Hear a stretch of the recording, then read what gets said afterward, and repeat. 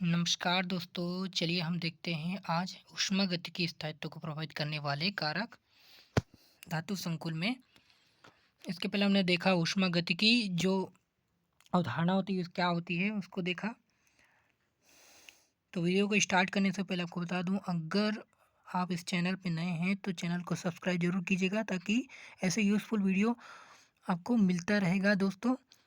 तो चलिए हम स्टार्ट करते हैं। धातु संकुल में ऊष्मागतिकी स्थायित्व का मतलब क्या होता है? तो धातु और लिगेंड जो है आपस में मिलते हैं और ऊष्मा का उत्सर्जन होता है। तो जितना ज़्यादा उत्सर्जन होगा ऊष्मा का उतना ही संकुल स्थायी रहता है। ठीक है, यही होता है धातु संकुल में ऊष्मागतिकी। ठीक है, स्थायित्व। अब हम देखेंगे कि इसको कौन कौन प्रभावित करता है। ठीक है, तो सबसे पहला प्रभावित करता है धातु आयनों की प्रकृति और गुण, ये प्रभावित करता है धातु आयनों की प्रकृति एवं गुण।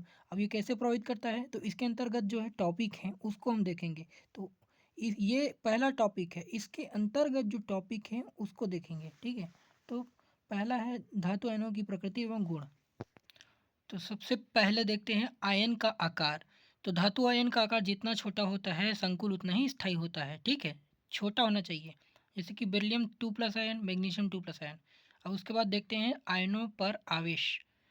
तो आयनों पर आवेश में क्या है, धातु आयन पर जितना ज़्यादा आवेश होगा वो जो है उतना ही स्थायी संकुल बनाएगा। ठीक है, जैसे कि यहाँ पर एफ ई ये दोनों क्या हैं, सेम धातु आयन है, लेकिन इस पर आवेश ज़्यादा है तो ये ज़्यादा स्थायी संकुल बनाएगा और ये कम स्थायी संकुल बनाएगा। ठीक है,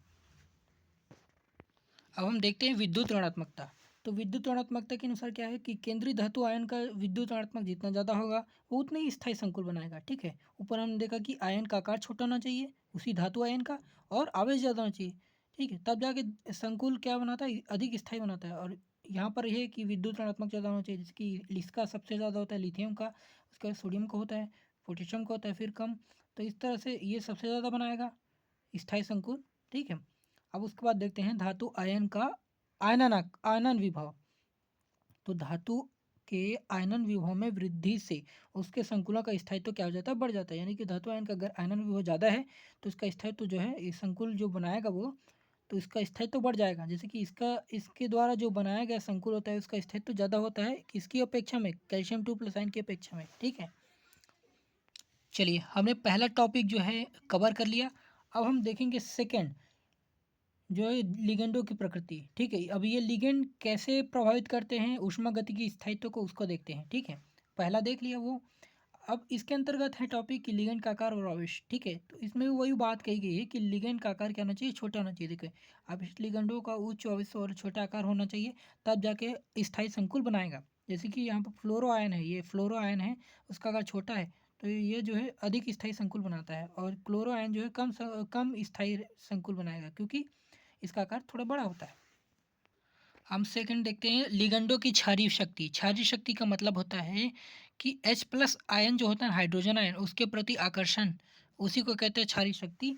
ठीक है, तो संकुल यौगिक बनाने वाले जो लिगेंड होते हैं उसकी क्षारीय शक्ति जितनी ज़्यादा होगी संकुल उतना ही स्थायी बनेगा। जैसे कि फ्लोरो आयन है, उसकी क्षारीय शक्ति ज़्यादा होती है, यानी कि ये जो फ्लोरीन आयन होता है, फ्लोरो आयन, वो हाइड्रोजन आयन के प्रति आकर्षण ज़्यादा दिखाता है। ठीक है, अब हम देखते हैं आईएमपी टॉपिक कीलेट प्रभाव। ठीक है, इसको अलग से और देखेंगे वीडियो में।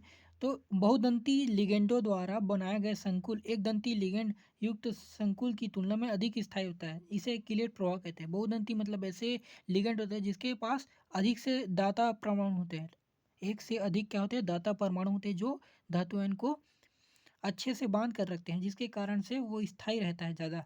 ठीक है, तो सामान्य जो संकुल होते हैं उसकी तुलना में कीलेट जो संकुल होते हैं वो ज़्यादा स्थायी रहते हैं। अब देखते हैं लास्ट, त्रिविम प्रभाव। ये क्या है, तो जब किसी लिगेंड के दाता परमाणु के निकट जो है कोई भारी समूह आता है तो आपसी प्रतिकर्षण के कारण लिगेंड धातु बंध जो है दुर्बल हो जाता है। ठीक है, लिगेंड के दाता परमाणु जो होता है उसके निकट में कोई भारी समूह आ जाए तो आपसी प्रतिकर्षण होता है, दोनों सेम सेम क्या होंगे, आयन के होंगे, तो प्रतिकर्षण हो जाएगा, जिसके कारण लिगेंड धातु बंध जो है दुर्बल हो जाता है। इस प्रकार अत्यधिक बड़े एवं भारी लिगेंड छोटे एवं हल्के लिगेंडों की तुलना में दुर्बल बंध बनाते हैं। ठीक है, तो ये भी प्रभावित करता है। तो इस तरह हमने देखा ऊष्मागतिकी स्थायित्व को प्रभावित करने वाले कारक। अगर आपको वीडियो पसंद आया तो लाइक कीजिएगा, सब्सक्राइब कीजिएगा और कमेंट करके बताइएगा कि वीडियो कैसा है और कौन कौन से टॉपिक पर और जानना है उसको बताइएगा। धन्यवाद।